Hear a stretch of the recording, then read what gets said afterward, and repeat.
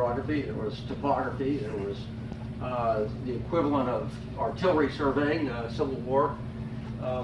Actually, I've already messed myself up here. I was going to say hello to old friends. I've got some old friends here.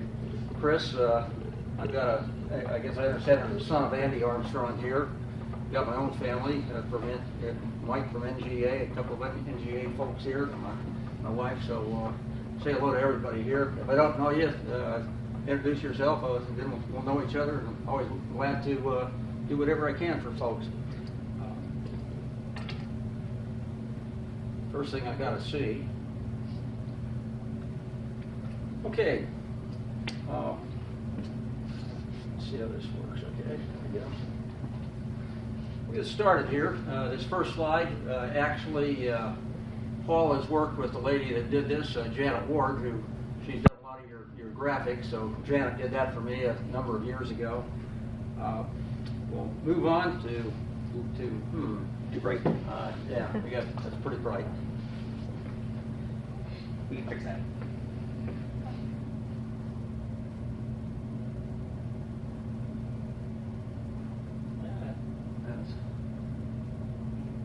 Much better. There we go. Yeah, we're looking a little better. Okay, that's about right. Like that? Right. Yeah, looks. Okay, these were the basically the two giants of the Coast Survey in the first half of the 19th century. On the left is Ferdinand Hasler. He founded the Coast Survey and imbued it with the precepts of accuracy, precision, and scientific integrity. Bache, on the right, was a great-grandson of Benjamin Franklin. He continued emphasizing these aspects of the work. He was a graduate of West Point with strong Union sympathies and applied the resources of the Coast Survey to assisting the Union efforts through topographic and hydrographic mapping and charting, production of information relevant to tactical operations, and development of Union propaganda tools, such as the slavery map, which was quite influential during the Civil War. Prior to the war, the Coast Survey was the giant of American physical science. It was an organization of geodesists, topographers, hydrographers, cartographers, engravers, artists, geophysicists, oceanographers, and mathematicians. It really was the first integrated science agency in the federal government. Now, as Hasler built the foundation and Bache built the house. What do I do here? Civil War mapping by the Coast Survey began before the war. I mean, everybody knew the war was coming one way or the other, or they suspected it. This is an 1849 triangulation diagram of Charleston Harbor.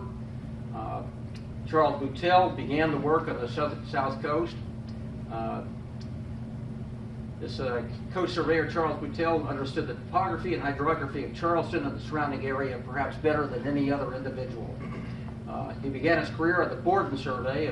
This was a geodetic survey in Massachusetts in the 1830s and was the first individual appointed by Bache upon his being appointed superintendent after Hasler's death in 1843. This is just the title block of the Charleston Harbor that came about after you do the geodesy, the topography, then you go and do the hydrographic work. This was printed in 1856. The hydrographer was John Mayfitt. Any of you familiar with Civil War naval history, he was considered the prince of the privateers.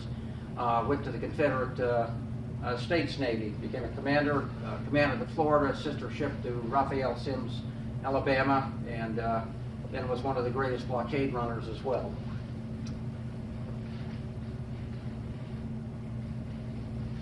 This is a map of the city of Richmond, Virginia, the capital of the Confederacy, produced originally in 1856 from surveys by Isaac Cole Adams of the Coast Survey.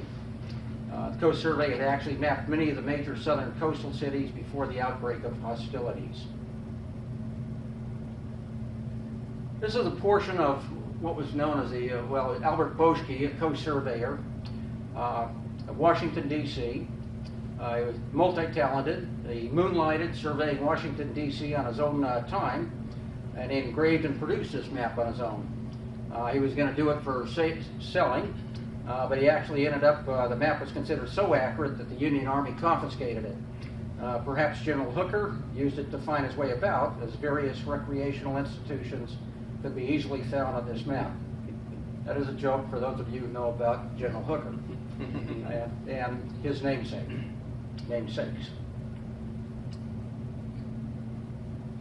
Okay, this was the basic strategy developed by General Winfield Scott, who was the head of the Army at the beginning of the Civil War. Actually laughed at initially, but it's really the way that the Union ultimately defeated the South.